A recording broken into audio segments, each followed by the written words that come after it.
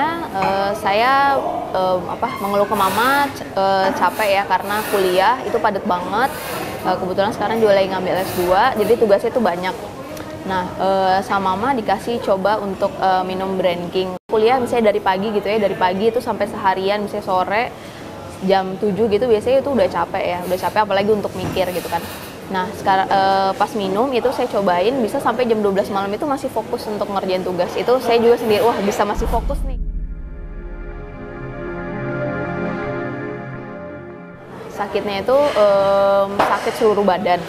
Itu tuh semua kayak tangan, kaki, pokoknya sendi-sendi itu sakit. Mau bilang cobain minum Brain King karena waktu itu belum dikasih obat sama dokter karena masih harus diobserv penyakitnya itu apa. Nah, yang menurut saya paling signifikan itu ketika misalnya jam 3 subuh itu saya pasti selalu kebangun karena nyeri banget badannya. Itu sampai pasti kebangun jam 3. Nah, saya coba minum Brain King, langsung bisa tidur gitu. Jadi kayak sakitnya itu agak kayak off sejenak gitulah, gitu. Terus bisa tidur sampai pagi.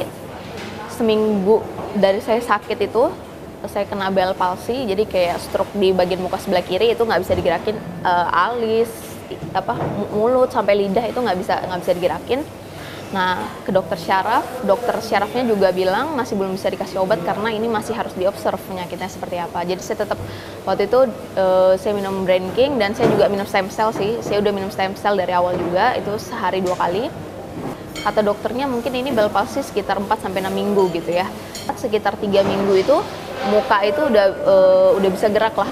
Yang sebelah kiri itu udah alis udah mulai bisa, mulut itu udah yang walaupun belum 100% bisa gini, bisa rata, tapi dia udah bisa mulai bergerak itu 3 minggu itu udah mulai terlihat signifikan. Nah, pas di 2 minggu terakhir saya kontrol lagi ke dokter, akhirnya baru dikasih obat. Nah, tapi sebelum saya dikasih obat itu selama ya 3 minggu awal itu sebenarnya saya udah enakan gitu.